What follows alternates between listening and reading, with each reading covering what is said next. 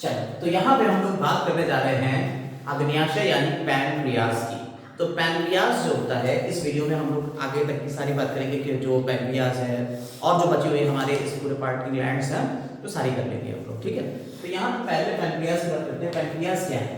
Pancreas एक आपकी exocrine as well as endocrine यानी कि ये एक मिक्स्ड ग्लैंड है। पैनक्रियाज क्या है? एक मिक्स्ड ग्लैंड है। और कहाँ होती है? अगर आप डाइजेस्टिव सिस्टम को पढ़े हुए हैं थोड़ा सा, तो ये आपका स्टमक यहाँ पे कुछ इस तरह से स्टमक होता है और स्टमक यहाँ पे इस तरह से मुड़ता है। जब स्टमक यहाँ से इस तरफ आता है इंटेस्टाइन में, तो ये ड्यूडेनम पे पार्ट है और यहाँ पे आपका पैनक्रियाज फिक्स रहता है। तो काम होता है at the curve of duodenum below the stomach. Clear? तो पैनक्रियाज की पोजीशन समझ में आ गई। अब पैनक्रियाज जो है वो क्या है? एक मिक्स्ड ग्लैंड। पैनक्रियाज क्या है? मिक्स्ड ग्लैंड है, यानी कि पैनक्रियाज एक्सोक्राइन भी है और एंडोक्राइन भी है। क्लियर हो रही है बात? पैनक्रियाज क्या है? एक्सोक्राइन भी है और एंडोक्राइन भी है। साथ ही साथ अगर हम इसकी ओरिजिन की बात करें, किसकी बात कर रहे हैं? ओरिजिन की। तो ये एंडोडर्म से बनती है, एंडोडर्म ऑफ एम्ब्रियो। एम्ब्रियो के एंडोडर्म से ये बनती है। क्लियर है बात? ये नहीं जी। तो ये बात भी क्लियर हो गई। तो मिक्स ग्लैंड है। मिक्स ग्लैंड का मतलब हुआ ये एक्सोक्राइन पार्ट भी है इसमें और एंडोक्राइन पार्ट भी है, यानी कि ये एंजाइम भी रिलीज करेगी और हार्मोन भी रिलीज करेगी। इसका मतलब है डक्ट भी है इसके अंदर और कुछ चीजें जो हार्मोन्स हैं वो डायरेक्ट आपके किसमें जाएंगे? जो इसके हार्मोन्स होते हैं वो डायरेक्ट आपके पहुंचेंगे किसमें? ब्लड स्ट्रीम्स में। तो पैनक्रियाटिक एक्सोक्राइन पार्ट जो होता है, यानी जिससे आपके एंजाइम्स निकलेंगे। कोई बता सकता है पैनक्रियाटिक एंजाइम कौन-कौन से होंगे? Pancreatic amylase, pancreatic lipase, chymotrypsin, trypsinogen, chymotrypsinogen और प्रोकार्बोक्सीपेप्टाइडेज। इसके अलावा यहाँ पे डीएनएज और आरएनएज भी होते हैं। ये एंजाइम है जो कि आपको डाइजेस्टिव सिस्टम में पढ़ना थे, लेकिन जो कि अब सीधे सीधे हटा दिया है डाइजेस्टिव सिस्टम आपके सिलेबस से, तो हम बता नहीं रहे। लेकिन अगर आपको दिल करे तो वीडियो को पॉज करके बैक करिएगा और फिर से एक बार देख के लिख लीजिएगा। नाम हमने बोल दिए कौन-कौन से? Pancreatic amylase, pancreatic lipase, chymotrypsinogen, procarboxypeptidase और पेप्सिनोजन, सॉरी ट्रिप्सिनोजन, काइमोट्रिप्सिनोजन, ठीक है। और डीएनएज और आरएनएज। इसके अलावा बात करती है एंडोक्राइन। तो मोस्ट ऑफ द पार्ट यानी 98% पार्ट तो इसका कैसा है? एक्सोक्राइन, यानी एंजाइम रिलीजिंग पार्ट। जो एंजाइम बनाएगा वो वाला पार्ट है 98%। और सिर्फ बचा हुआ 2% आपका एंडोक्राइन पार्ट है, यानी जिससे क्या निकलेंगे? आपके हार्मोन्स निकलेंगे। क्या निकलेंगे? हार्मोन्स निकलेंगे।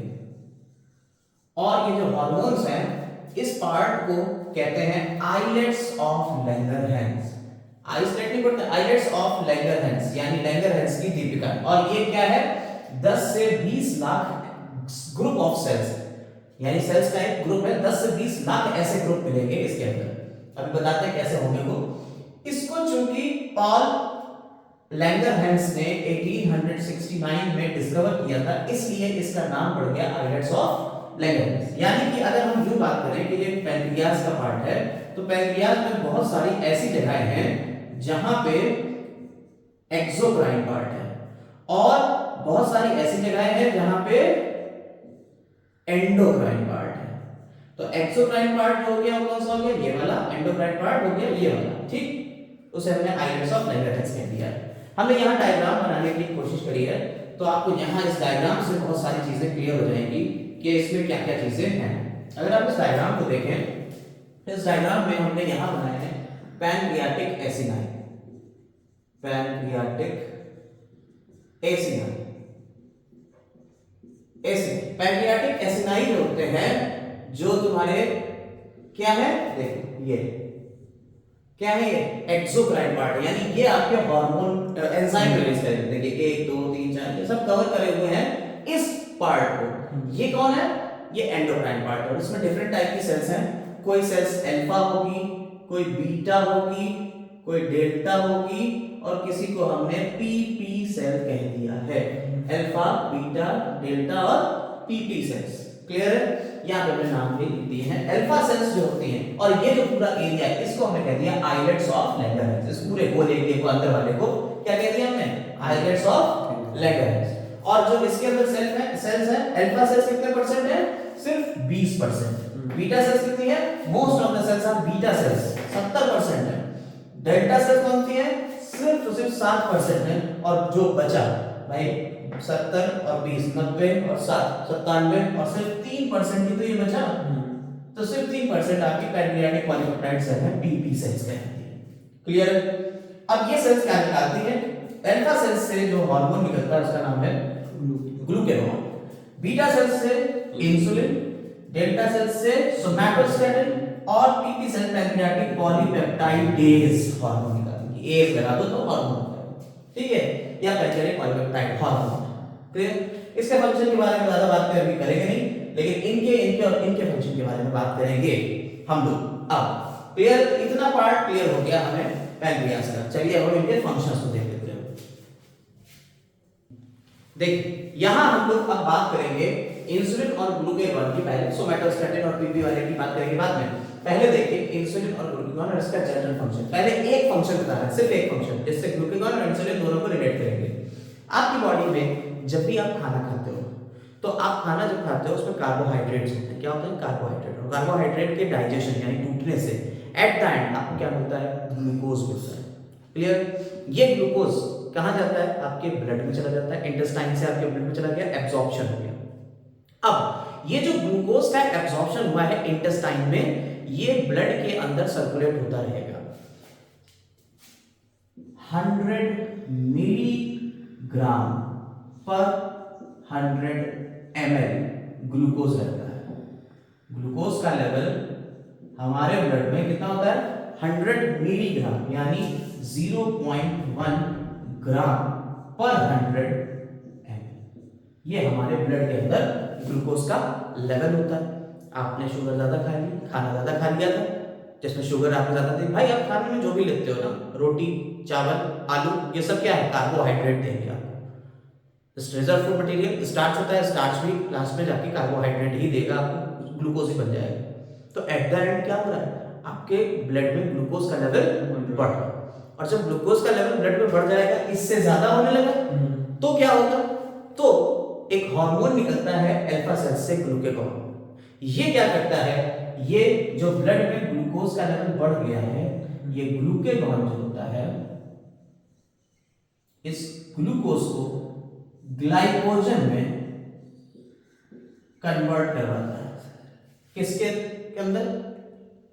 ग्लूकोज सॉरी इंसुलिन काम करता है। ये काम कौन करता है? इंसुलिन करता है। इंसुलिन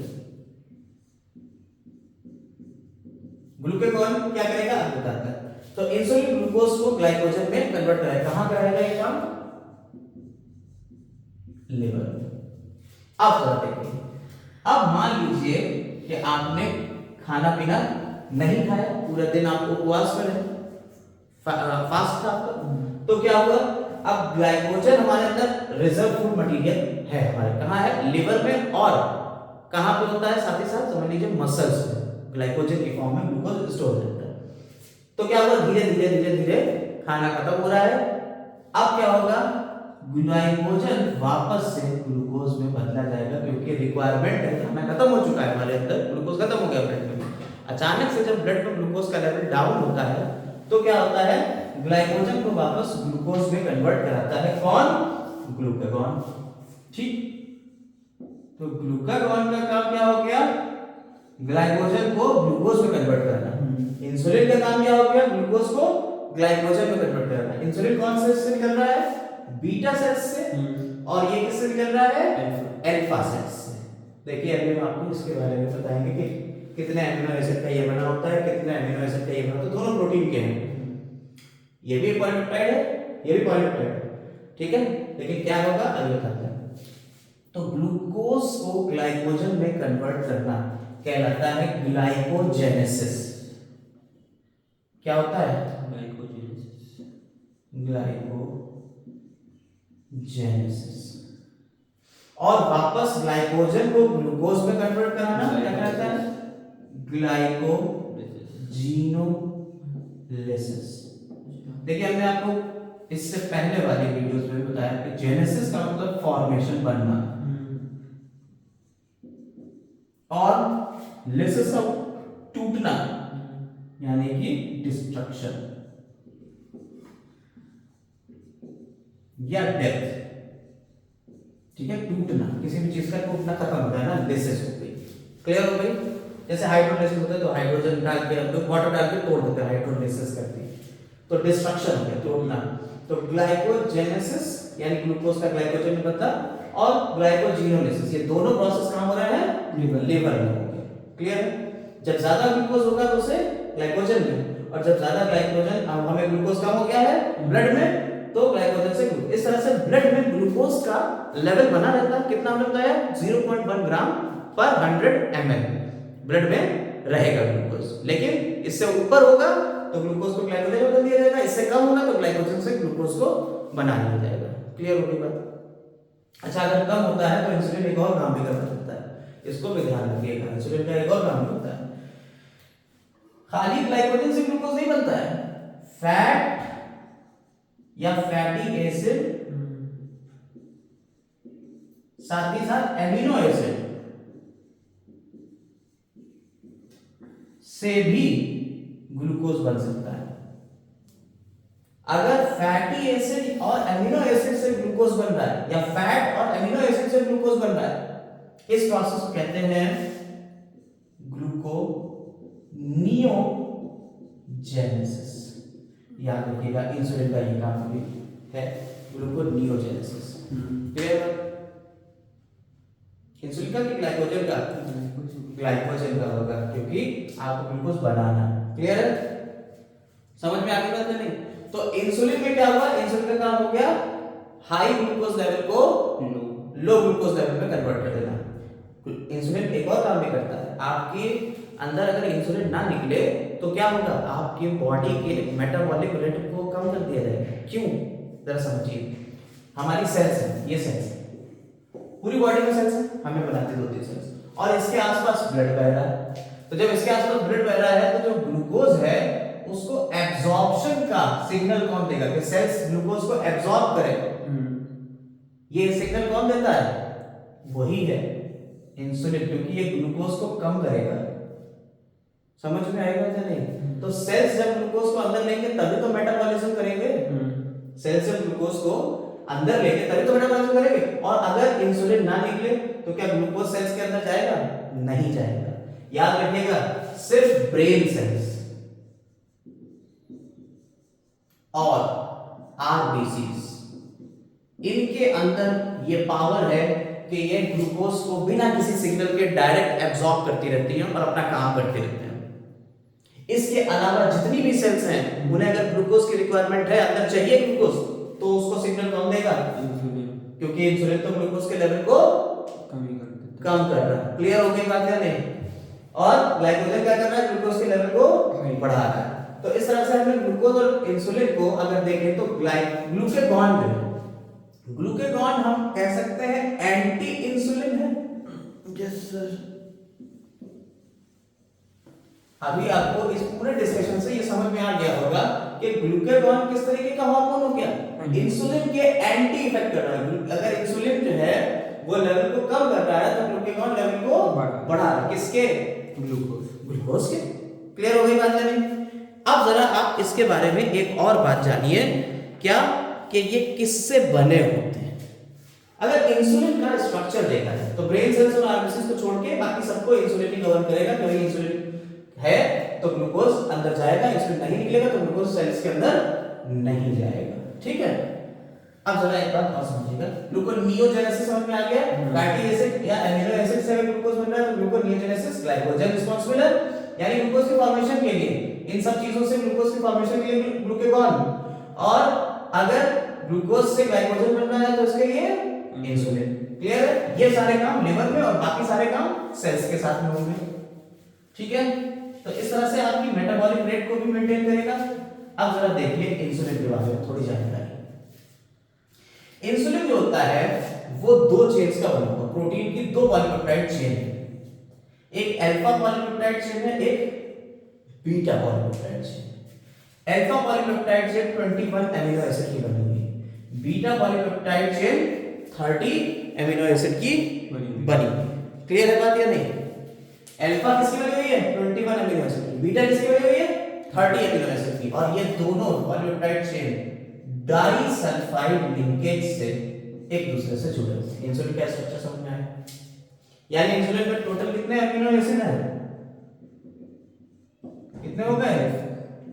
20 अमीनो एसिड की अल्फा चेन और 30 अमीनो एसिड की बीटा चेन। तो कितने अमीनो एसिड हो गए टोटल? 51 अमीनो एसिड हो गए। क्लियर हो गई? कोई दिक्कत इसमें? No sir. अल्फा चेन और बीटा चेन आपको प्रोटीन का स्ट्रक्चर हम पहले बता चुके हैं। प्रोटीन अल्फा हेलिक्स और बीटा शीट याद करिए, हमने बताया था प्रोटीन बायोमोलिक्यूल्स। यस, तो इंसुलिन जो होती है वो इस तरह से बनी होती है और बीच में डाइसल्फाइड लिंकेज है। कैसे है ये? Disulphide linkage. ठीक है? ठीक, कोई दिक्कत इसमें? नहीं सर। अब जरा समझिएगा एक और बात, हम क्या इंसुलिन को आर्टिफिशियली बना सकते हैं? अमेरिका की एक कंपनी थी एली लीली, इसने इंसुलिन को आर्टिफिशियली बनाया बैक्टीरिया के अंदर रिकॉम्बिनेंट डीएनए टेक्नोलॉजी के थ्रू। रिकॉम्बिनेंट डीएनए टेक्नोलॉजी, इसके थ्रू क्या बनाया? बैक्टीरिया के अंदर, एक बैक्टीरिया के अंदर अल्फा चेन बनाई और दूसरे बैक्टीरिया के अंदर बीटा चेन बनाई और दोनों चेन्स को बैक्टीरिया के अंदर से निकाल के जोड़ दिया डाइसल्फाइड लिंकेज के थ्रू और ये बन गया हमारा कौन? इंसुलिन। और पहला ब्रांड नेम था ह्यूमुलिन, ह्यूमुलिन के नाम से बेची। ठीक है? एली की कंपनी थी अमेरिका की। क्लियर? ये याद रखिएगा, रिकॉम्बिनेंट डीएनए टेक्नोलॉजी से इंसुलिन को बनाया जाता है। ठीक, अब ग्लूकागॉन के बारे में कुछ जानकारी लेते हैं। तो ग्लूकागॉन क्या है? ग्लूकागॉन 29 अमीनो एसिड की एक सिंगल चेन है और इंसुलिन दो डबल चेन से मिलकर बना हुआ है। क्लियर हो गया? अब कुछ और बातें इंसुलिन से रिलेटेड है जो ग्लूकागॉन के एंटी होंगी, वो हम यहाँ पे लिखे दे रहे हैं। जो अभी हमने जितनी बातें बोली थी, पूरा समझाया था, उस सभी को हम यहाँ एक बार लिखे दे रहे हैं, आप समझ लीजिएगा। ठीक है? हाँ, देखिए यहाँ हमने इंसुलिन का वर्क लिखा हुआ है। ये 4-5 काम जो बेसिक से हैं, जो मेन है, वो देख लीजिए। Decreases the level of glucose in the blood. कैसे हमने आपको बताया कैसे ग्लूकोज का लेवल डिक्रीज करेगा? पहली बात हमने बताई, ये क्या करेगा? ये सेल्स के अंदर सिग्नल भेजेगा। इंसुलिन ही हमारी सेल्स के अंदर सिग्नल भेजता है क्या? एक्टिवली एब्जॉर्ब करने का। कि इंसुलिन जो है वो क्या कह रहा है? सेल्स से कह रहा है कि भाई जल्दी जल्दी क्या कर लो? ग्लूकोज को एब्जॉर्ब करो और उससे काम करो। तुम अब काम करेगा भाई, ग्लूकोज टूटेगा, ऑक्सीडेशन होगा। ग्लूकोज टूटेगा, ऑक्सीडेशन, भाई उससे काम करने का मतलब क्या है? ग्लूकोज टूटेगा, एनर्जी देगा। या लिवर सेल है तो क्या करेगा ग्लूकोज? लिवर सेल में ग्लूकोज क्या करता है? ग्लाइकोजन की फॉर्म में स्टोर हो जाता है, बदल जाएगा। इंसुलिन का काम लिवर में ग्लूकोज को ग्लाइकोजन में कन्वर्ट करना, ग्लूकोज को ग्लाइकोजन में कन्वर्ट करने को क्या कहते हैं? अभी बताया यार, ग्लाइकोजेनेसिस। ग्लूकोज को ग्लाइकोजन में कन्वर्ट करना, ग्लाइकोजेनेसिस। तो ग्लूकोज के लेवल को इस तरह से कन्वर्ट कर देगा। नहीं तो सेल से कहेगा तुम ले लो, यानी ब्लड से हटाओ, किसी भी तरह से ब्लड से हटाओ। और धीरे धीरे क्या करेगा? ये चीजों को बनाना शुरू करा देगा। क्या करेगा? जब एनर्जी आ जाएगी तो एमिनो एसिड को किस में कन्वर्ट कर देगा? प्रोटीन में। तो प्रोटीन की सिंथेसिस होने लगी। ठीक है? यानी प्रोटियोजेनेसिस। अगर हम प्रोटीन की सिंथेसिस की बात करें तो क्या कह सकते हैं?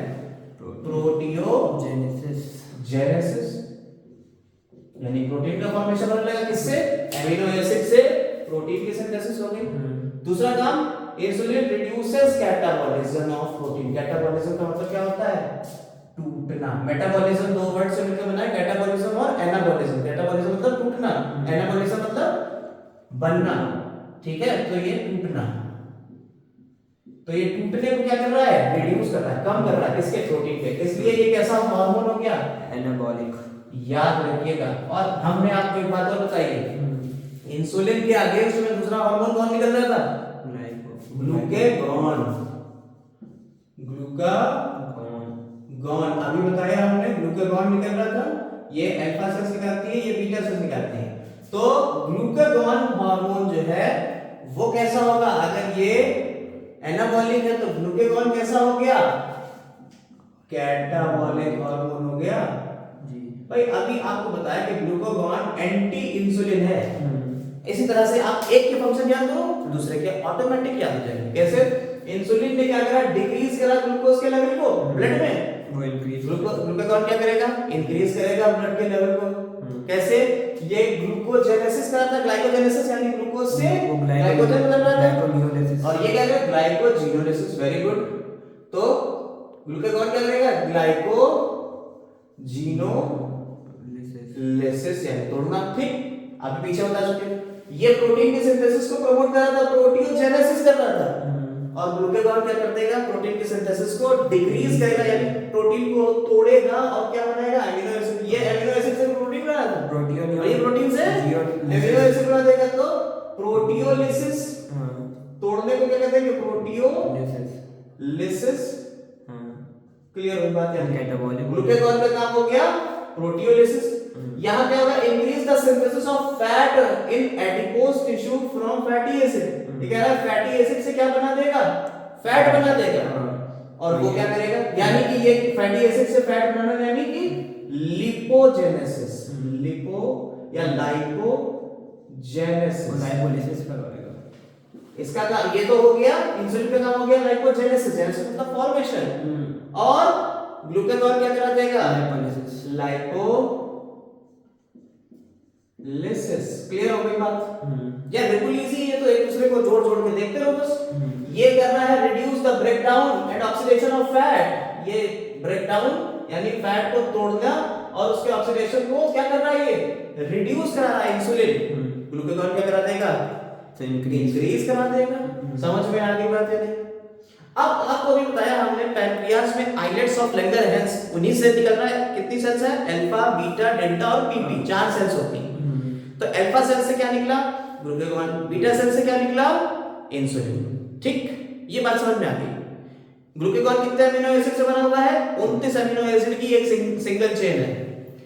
इंसुलिन 51 है, 51 है, जिसमें 20 तो हो गए तुम्हारे कौन से, 21 हो गए तुम्हारे अल्फा, और 30 हो गई बीटा। अल्फा बीटा दोनों जुड़े किससे है, डाइसल्फाइड ग्रुप से। क्लियर?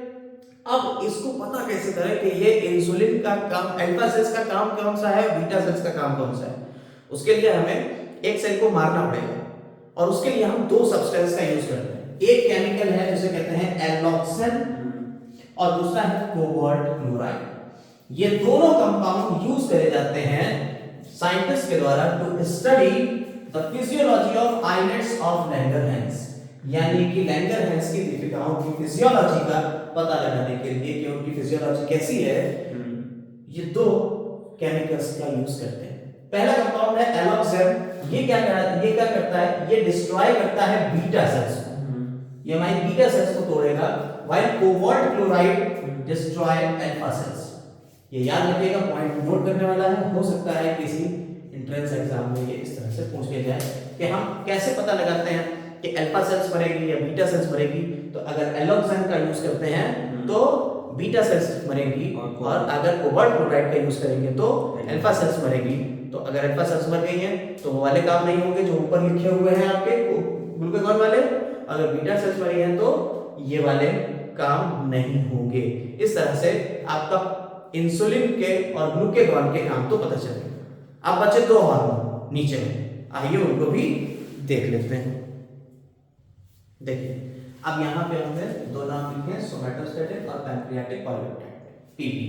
ठीक है, तो इनके बारे में जल्दी से देख लेते हैं। सोमैटोस्टैटिन जो होता है, अगर आप गौर से याद करें तो हाइपोथैलेमस से भी निकलता था। ग्रोथ हार्मोन इनहिबिटिंग हार्मोन का ही दूसरा नाम सोमैटोस्टैटिन था, हाइपोथैलेमस से निकलता था। यानी हाइपोथैलेमस और पैनक्रियास दोनों से ये इनहिबिशन वाला हार्मोन है, मना करने वाला। तो ये क्या करेगा, ये सप्रेस करेगा the release of other hormones from the pancreas. ये पैनक्रियास से जो हार्मोन निकल रहे हैं उनको रोकेगा कि भैया तुम ना निकलो। ज्यादातर 2 ऐसी ग्लैंड हैं जिससे ये सोमैटोस्टैटिन निकल रहा है। एक आपको बताया हाइपोथैलेमस, और दूसरा क्या बताया, पैनक्रियास। लेकिन उसके अलावा कुछ और सेल्स भी हैं जो निकालती हैं, उनके कोई डिस्कशन यहाँ नहीं है। तो सोमैटोस्टैटिन का काम क्या है, पैंक्रियाज के जो अगले हार्मोन है जो अभी आपने बताया, जैसे ग्लूकागॉन और इंसुलिन, उनको ये क्या करेगा, सप्रेस करेगा कि ना निकलो। ऐसे पैंक्रियाटिक पॉलीपेप्टाइड क्या करता है, ये इनहिबिट करता है release of digestive secretion of pancreas, यानी आइलेट्स ऑफ लैंगरहैंस के अलावा हमने आपको बताया पैंक्रियाटिक एसिनाई होते हैं। तो जो पैंक्रियाटिक एसिनाई है उससे जो डाइजेस्टिव सेक्रेशंस निकल रहे थे, जो एंजाइम्स निकल रहे थे, हार्मोन नहीं एंजाइम्स, ये उसको रोकेगा, इनहिबिट कर देगा। क्लियर हो गई बात। अब पैंक्रियाज से जो डिसऑर्डर्स आ रहे हैं वो समझ लीजिए। डिसऑर्डर क्या है, हाइपर इंसुलिज्म या हाइपो इंसुलिज्म या हाइपरग्लाइसीमिया और हाइपोग्लाइसीमिया। देखिए अगर हम इस ये चार बातें बोली हैं, दो हाइपर इंसुलिज्म, अगर इंसुलिन ज्यादा निकलेगा, हाइपर इंसुलिज्म अगर इंसुलिन ज्यादा निकल रहा है तो क्या हो जाएगा, हाइपोग्लाइसीमिया। क्योंकि इंसुलिन का काम क्या होता है, अभी हमने इतने डिस्कशन में यही बताया। इंसुलिन जो होता है वो सेल्स से कहता है कि एब्जॉर्ब कर लो ग्लूकोज, मेटाबॉलिक रेट को बढ़ा दो, नॉर्मल बीएमआर बना दो, प्रोटीन सिंथेसिस करने लगो, लिपिड्स की सिंथेसिस करने लगो, ये सारे काम करने लगो। अगर ज्यादा इंसुलिन निकलेगा तो क्या होगा, ग्लूकोज का लेवल बहुत कम हो जाएगा। अगर ग्लूकोज का लेवल कम हो रहा है तो इसे क्या कहते हैं, हाइपोग्लाइसीमिया। हाइपोग्लाइसीमिया मतलब हाइपर इंसुलिज्म, यानी इंसुलिन ज्यादा निकली तो ग्लूकोज कम हो गया, हाइपोग्लाइसीमिया। और हाइपो इंसुलिज्म अगर हम कहते हैं हाइपो इंसुलिज्म, यानी इंसुलिन कम निकल रही है, यानी कि ग्लूकोज का लेवल बढ़ गया है। ग्लूकोज के लेवल को बढ़ने क्या कहते हैं, हाइपरग्लाइसीमिया या डायबिटीज मेलिटस। क्लियर है ना। अब जरा इसको देखिए, अगर ग्लूकोज का लेवल ज्यादा यानी इंसुलिन कम निकल रही, इंसुलिन कम निकलने का मतलब है अब ग्लूकागॉन काम कर रहा होगा।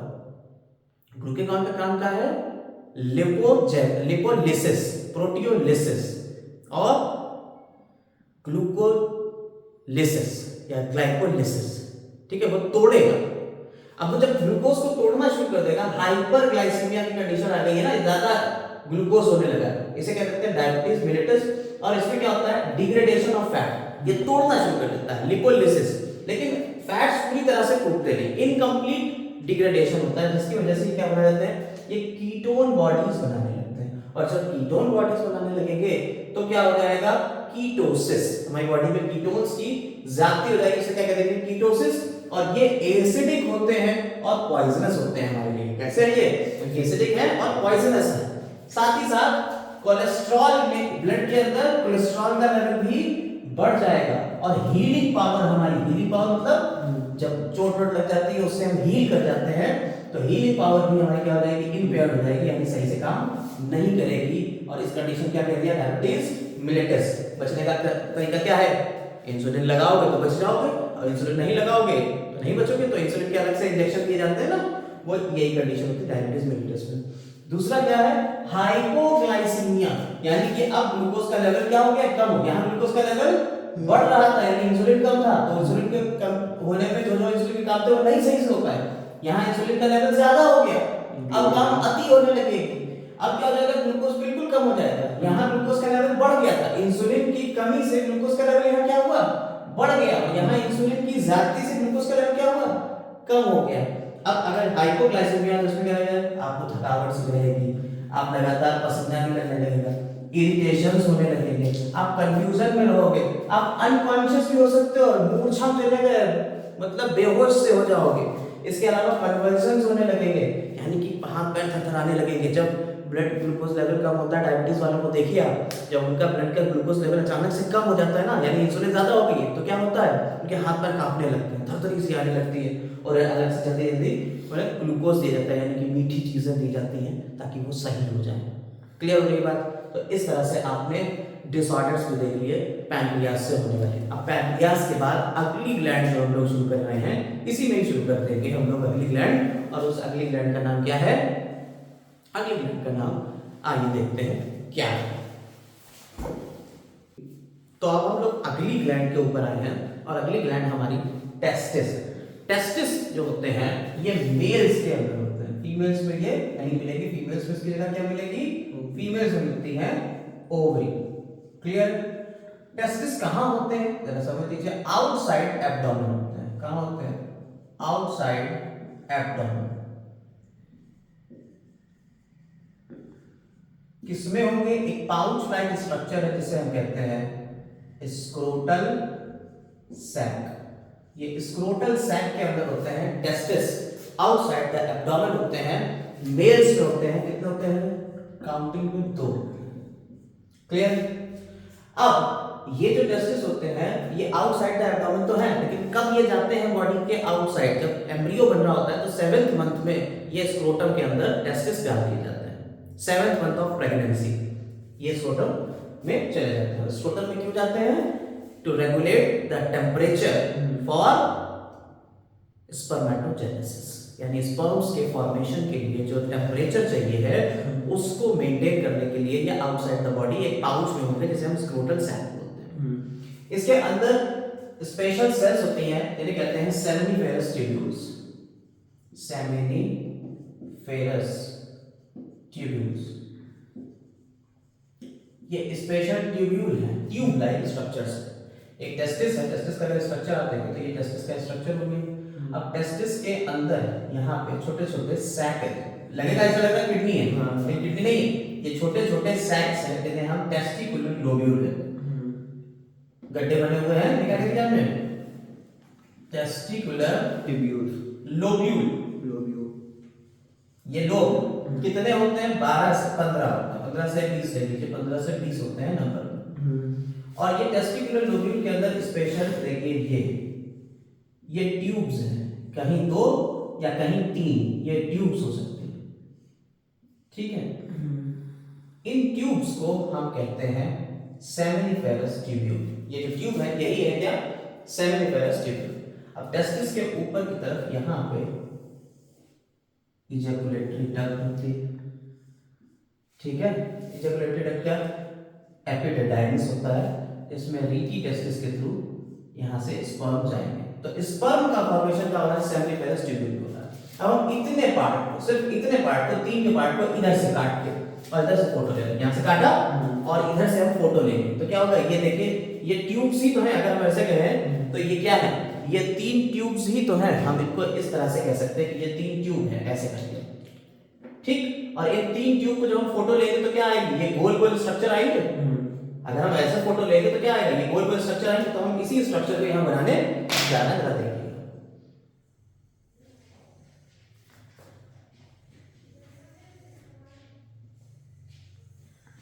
ठीक। ये 3 स्ट्रक्चर बन गए, दिक्कत यही 3 ट्यूब है, क्रॉस सेक्शन लिया है। और इन ट्यूब्स के अंदर एपिथेलियल, जर्मिनल एपिथेलियम होती है, इसके अंदर एपिथेलियल सेल है इस तरह से। अच्छा, अब आप अगर गौर से देखें तो इन ट्यूब्स में बीच बीच का तो स्पेस खाली है, तो ये जो बीच का स्पेस है खाली है, असल में खाली नहीं है, इसमें स्पेशल टाइप की सेल्स है और ब्लड वेसल्स होंगी। ठीक। तो ये जो आपकी एपिथेलियल सेल्स हैं इनमें भी 2 टाइप की सेल्स होती हैं। ये 2 टाइप की सेल्स हम बना, ठीक है। 2 टाइप की सेल्स होती हैं, एक तो देखिए हमने शेडेड बना दी है और एक नॉन शेडेड। तो जो नॉन शेडेड सेल्स हैं हम उनका नाम रख देते हैं, कोई भी नाम रख सकते हैं। हम नाम यहां पे रख सकते हैं इसका स्पर्मेटोगोनियम। ठीक। और जो शेडेड है उन्हें हमने कह दिया सर्टोली सेल्स या नर्स सेल्स। क्लियर। और ये जो बीच वाली सेल्स थी इन्हें हमने कह दिया इंटरस्टिशियल सेल्स, या इसका दूसरा नाम क्या हो सकता है, लिडिक सेल्स। ठीक। लिडिक सेल्स क्लियर हो गया, ये लिडिक सेल हो गई या इंटरस्टिशियल सेल्स हो गई। अब समझिए कि टेस्टिस जो होता है उसका काम क्या है और कौन से हार्मोन निकलेंगे। ठीक है, आइए इसका भी मैकेनिज्म समझते हैं। ये तो बना ही दिया होगा आपने, हटा देते हैं उसको। अब इसे देखते हैं किस तरीके से काम करते हैं। देखिए आपकी पिट्यूटरी ग्लैंड से एलएच और एफएसएच निकलते थे, तो जो एलएच हार्मोन है मेल्स में इसे आईसीएसएच भी कहते हैं, इंटरस्टिशियल सेल्स स्टिमुलेटिंग हार्मोन। क्या हो गया? इंटरस्टिशियल सेल्स स्टिमुलेटिंग हार्मोन, यानी इसको स्टिमुलेट करेगा। यानी एलएच हार्मोन जो है कहां से निकला है? पिट्यूटरी ग्लैंड से।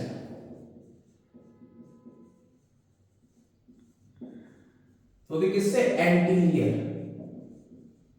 तो एंटीरियर पिट्यूटरी से कौन निकला? एलएच हार्मोन निकला। किसके ऊपर एक्ट करा उसने? इंटरस्टिशियल सेल्स के ऊपर, और इंटरस्टिशियल सेल्स को स्टिमुलेट कर दिया। स्टिमुलेट मतलब उकसा दिया। और क्या निकाल देंगे ये? टेस्टोस्टेरोन। ये टेस्टोस्टेरोन निकाल देती है। और टेस्टोस्टेरोन इसके बदले में कहां लगता है जाके? किस पे एक्ट करता है? टेस्टोस्टेरोन स्पर्मेटोगोनियम के ऊपर एक्ट करता है, और स्पर्मेटोगोनियम से कहता है क्या बनाओ? क्या बना दो? स्पर्म बना दो।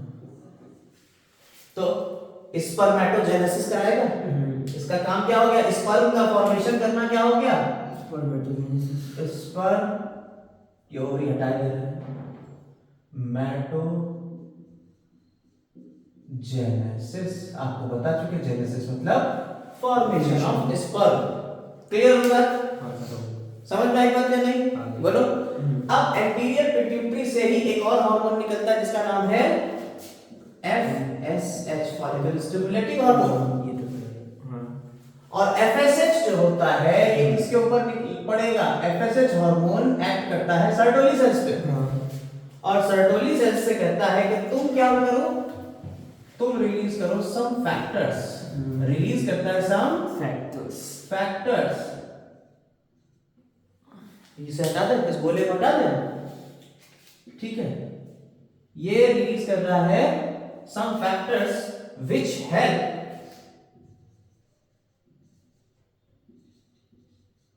इन स्पर्मेटोजेनेसिस।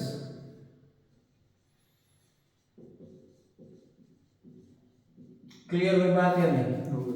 ये कुछ ऐसे फैक्टर रिलीज कर रहा है जिससे स्पर्मेटोजेनेसिस आसानी से हो जाए, हेल्प करे। क्लियर हो गया? तो मेनली टेस्टिस से जो हार्मोन निकल रहा है कौन है? मेल एंड्रोजन, जिसका नाम है टेस्टोस्टेरोन। ये क्या है? एंड्रोजन। वो भी कौन सा? मेल। मेल में तो निकलेंगे भाई, टेस्टिस मेल में तो मेल में तो निकलेगा। Yes sir. और ये कैसा होता है? स्टेरॉइड हार्मोन है, याद रखिएगा, ठीक। तो इस तरह से आपके मेन काम तो इसका ये हो गया, लेकिन मेल्स में टेस्टोस्टेरोन का और भी काम है जो सेकेंडरी सेक्सुअल कैरेक्टर्स बनाते हैं, वो वाले काम भी हैं। आइए वो भी काम जल्दी से देख लेते हैं कि क्या क्या है।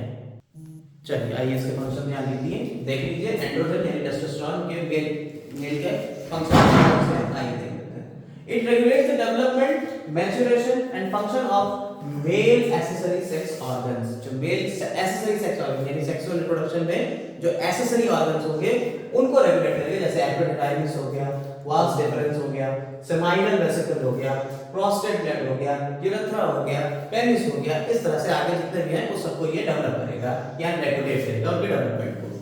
These hormones stimulate muscular growth. ये क्या करेंगे? मेल्स में मसल्स की ग्रोथ को क्या करेंगे? स्टिमुलेट करेंगे, बढ़ाएंगे। Growth of facial and axillary hairs, face के और एक्सिलरी हेयर्स यानी साइड्स में जो हेयर्स निकल रहे हैं उनके ऊपर ये आएगा हार्मोन, उनको बढ़ाएगा, उनकी ग्रोथ को। एग्रेसिवनेस, एग्रेसिव बनाएगा मेल्स में, aggressiveness. Low pitch of voice, मेरी वॉइस जो भारी भारी आपको लग रही होगी वो क्या है? लो पिच ऑफ वॉइस है। ये मेल्स में जो होती है वॉइस वो लो पिच होती है, फीमेल्स में हाई पिच वॉइस होती है।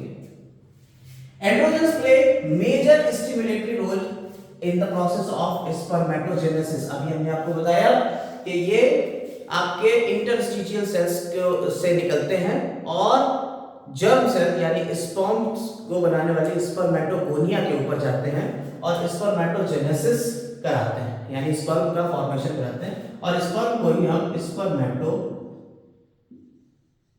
जोआ भी कहते हैं, स्पर्म को स्पर्मेटोजोआ भी कहते हैं। तो स्पर्मेटोजेनेसिस में हेल्प करेंगे। इट एक्ट्स ऑन सीएनएस, हमारे सेंट्रल नर्वस सिस्टम के ऊपर भी एक्ट करेंगे और हमें इन्फ्लुएंस करेंगे हमारे मेल सेक्सुअल बिहेवियर, यानी मेल्स के अंदर जो सेक्सुअल बिहेवियर है, जिसे लिबिडो भी कहते हैं, उसको इन्फ्लुएंस करते हैं कौन? एंड्रोजेंस। क्लियर हो गई बात? तो इस तरह से हमने टेस्टोस्टेरोन या एंड्रोजन की बात कर ली मेल में। अब फीमेल में जो सेक्स ऑर्गन है वो कौन है? Male sex organ ovary. तो अब हम लोग ओवरी के बारे में और डिस्कस करेंगे इस वीडियो में। देखिए, अब हम लोग ओवरी के पार्ट के ऊपर आ चुके हैं और हमारे इस वीडियो का लास्ट पार्ट यही है, ओवरीज। तो ओवरीज जो होती है कहाँ पे होती है? इससे पहले हम पढ़ते हैं फीमेल रिप्रोडक्टिव सिस्टम को थोड़ा सा। जो फीमेल रिप्रोडक्टिव सिस्टम होता है, इसमें आपका आ जाता है यूट्रस यानी गर्भाशय, फैलोपियन ट्यूब और साथ ही साथ यहाँ पे वेजाइना, ये आ गया यूट्रस, ठीक है, और यहाँ फैलोपियन ट्यूब हो गई।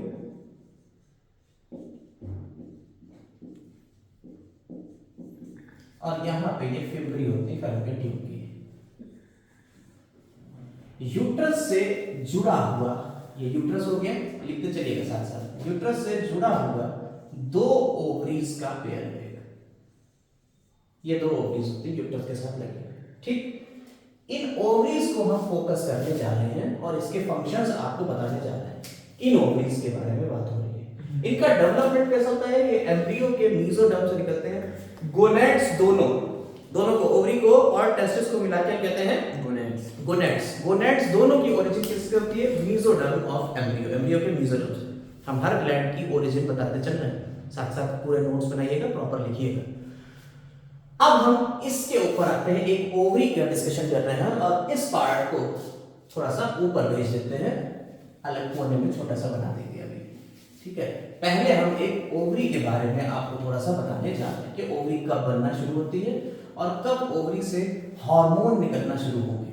तो जो ओवरी होती है ये आपकी एम्ब्रियोनिक स्टेज में ही बन रही है और ओवरी का स्ट्रक्चर कुछ इस तरीके से है। ओवरी दो पार्ट में डिवाइड होती है, ठीक।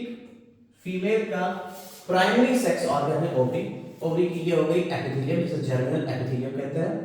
और ये गैस्ट्रेशन के टाइम पे ही, यानी जब ओवरी अंदर ही होता है, बच्चा माँ के पेट के अंदर है, यानी अभी प्रेगनेंसी में है और ये डेवलप हो रही थी, तो एम्ब्रियो में ही ये ओवरी थी जैसे बन गई।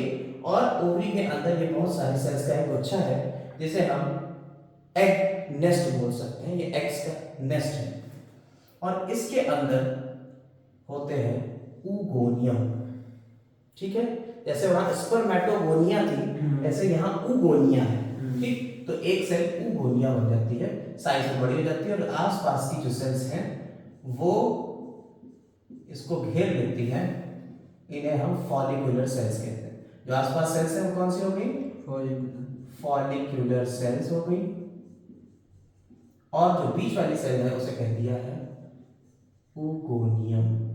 देखिए, नियम एम अगर लग गया तो सिंगल है और निया अगर हमने oogonia लिख दिया होता है NIA तो वो प्लूरल हो जाता है, बस इतना सा फर्क है।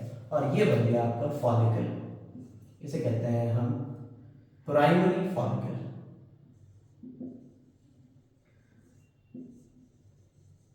और ऐसे कई लाख फॉलिकल एक ओवरी के अंदर होते हैं। ऐसी ऐसी दो ओवरी हैं हमारी, एक इधर लेफ्ट साइड में और एक राइट साइड में। फीमेल में मिलती है सिर्फ एब्डोमेन में, ये अंदर मिलती है इनसाइड द बॉडी, जबकि टेस्टिस आउटसाइड द बॉडी थे, याद रखिए। और ये डेवलप होना शुरू होती है, इसमें मियोसिस शुरू होती है oogonia में, यानी कि मियोसिस यानी कि अर्धसूत्री विभाजन। और ये जो सेल्स है ये यहाँ पे इस तरह से थोड़ा सा मियोसिस की एक दो फेज हो पाती है और ये अरेस्ट हो जाती है प्रोफेज में ही, और ये बच्चा जो है वो यहीं पे पैदा हो जाएगा। उतने देर में बच्चा पूरा डेवलप हो जाता है और वो बच्चे का जन्म हो जाता है।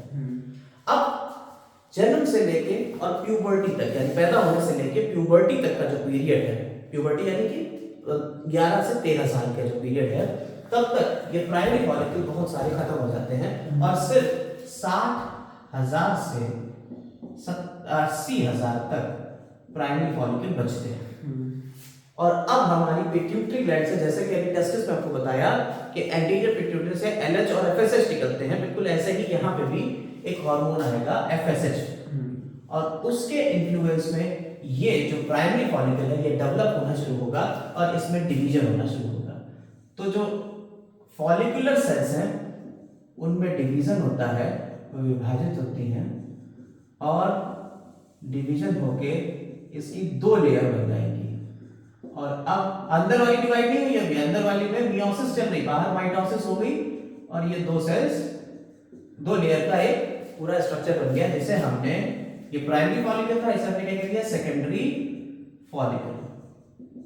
पूरा नहीं लिखा है सेकेंडरी, सेकेंडरी फॉलिकल हो गया। और इसके अंदर है कौन, ओगोनियम या primary oocyte, primary oogonium, oogonium लिख दो उसको, ठीक, कोई दिक्कत। प्राइमरी oocyte भी लिखा हुआ होता है कुछ बुक में, प्राइमरी oocyte।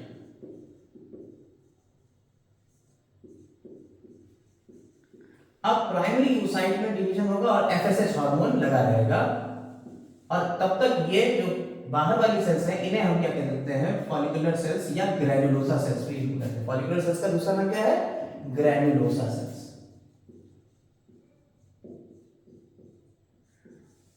कंफ्यूज मत करना कि यहाँ फॉलिकुलर लिखते हैं, ग्रैन्युलोसा एक ही नाम है। और इसकी जो बाहर वाली सेल्स हैं वो और तेजी से डिवाइड होगी, अंदर वाली सेल डिवाइड होकर 2 सेल में बदल गई, और बाहर वाली जो सेल्स थी उसने इसको तो घेरे रखा ग्रैन्युलोसा सेल्स ने, और बाहर की तरफ 2 लेयर और बना दी। ये पूरी सेल्स की एक लेयर हो गई और इसके बाहर एक और लेयर हो गई। इसे हमने 2 लेयर्स को कह दिया थीका इंटरना और थीका एक्सटर्ना। तो बाहर वाली हो गई थीका एक्सटर्ना और अंदर वाली हो गई थीका इंटरना, और ये बीच में कैविटी हो गई, ठीक है। इसमें फॉलिकुलर फ्लूइड भरा होगा, इसे एंट्रम बोल देते हैं, और ये आपका सेकेंडरी oocyte, या इसी को हम प्राइमरी oocyte है, इसे हमने सेकेंडरी oocyte कह दिया है। और ये सेकेंडरी फॉलिकल से जो ये फॉलिकल बना, इस फॉलिकल को हमने कह दिया टोटल टर्शियरी फॉलिकल। क्लियर है। और टर्शियरी फॉलिकल आगे और एडवांस हो जाएगा, इसके ऊपर और लेयर्स चल जाएंगी, और इसको हम लेयर्स को ऐसे दिखा दे रहे हैं, इतना टाइम नहीं है कि हम आपको ये करके दिखाएं। तो ये आपका 2 लेयर हो गए, थीका एक्सटर्ना और थीका इंटरना, ठीक। ये बाहर वाली, ये अंदर वाली, और ये फॉलिकल सेल हो गई, और इससे ये सब जुड़ी हुई है इस तरीके से, और बीच में लिक्विड भरा हुआ है, और ये सेकेंडरी oocyte हो गया। और इस पूरे फॉलिकल को हमने कह दिया ग्राफियन फॉलिकल। बस इसी का एडवांस रूप है ग्राफियन फॉलिकल। क्लियर। अब यहां तक आपका एफएसएच एक्ट करता है, जिसकी वजह से काम हो रहा था। इसकी जो थीका इंटरना है ना, इससे एक हार्मोन निकलता है। अब हम लोग आ गए किस पे, हार्मोन्स की पकड़ पे। आपके हार्मोन्स पकड़ेंगे, कौन सा हार्मोन निकल रहा है। तो ये जो थीका इंटरना है, ये हार्मोन निकलती है ईस्ट्रोजन।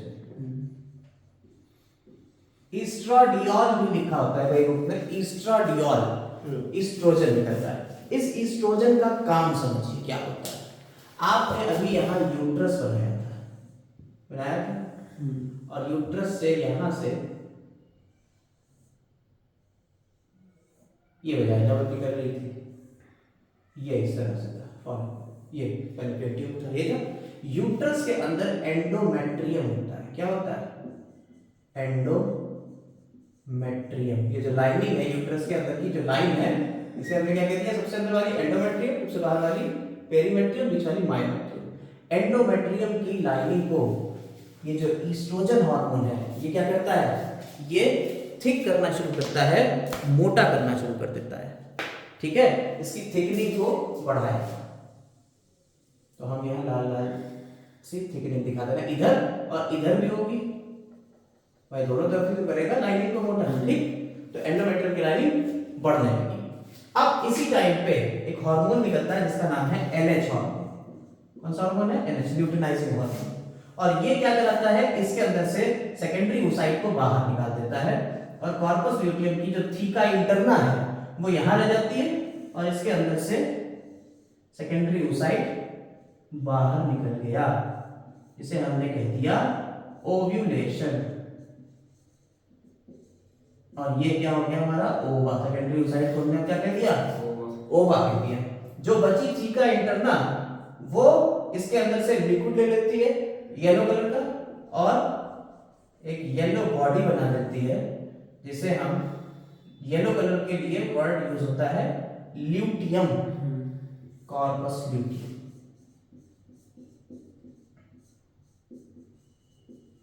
ठीक, क्या बना दिया इसने?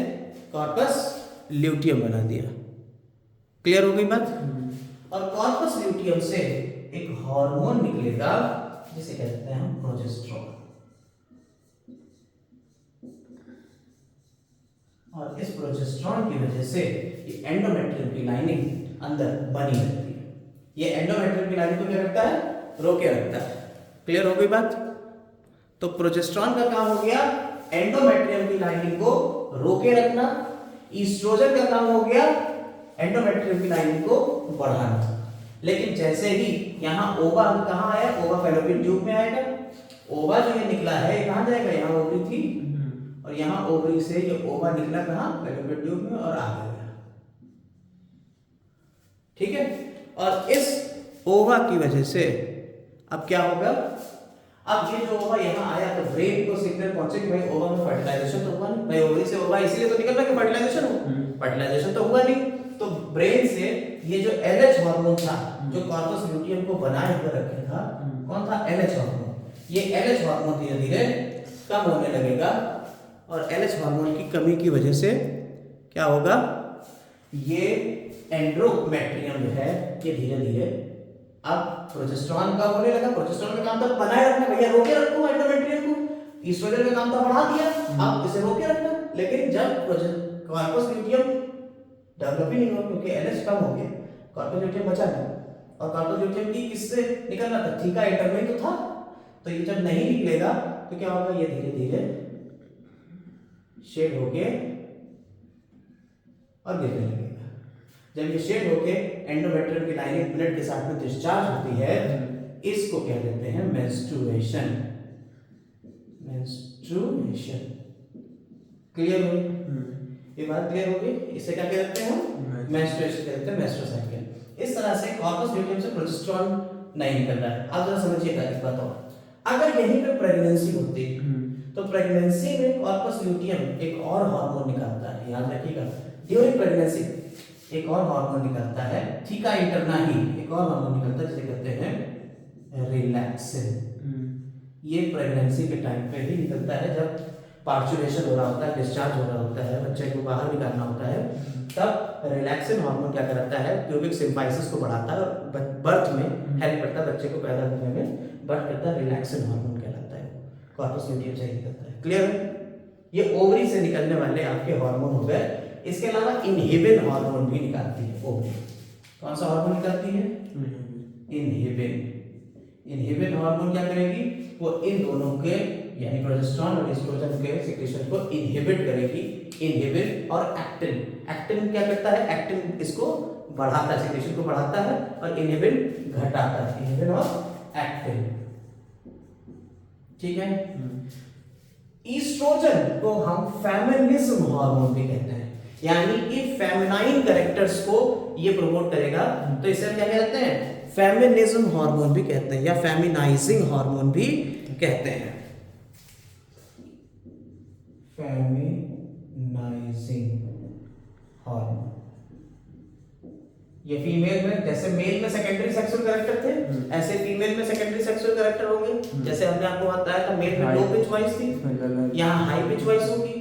यहाँ पे डेवलपमेंट ऑफ ब्रेस्ट होता है और फैट का डेवलपमेंट हो जाता है। अंडर आर्म्स जो है वो हेयर्स का डेवलपमेंट होता है। तो ये सारी चीजें जो हैं, इस सब के लिए कौन रिस्पॉन्सिबल है? एस्ट्रोजन। इसीलिए इसे फेमिनाइजिंग हार्मोन भी कहते हैं ईस्ट्रोजन को।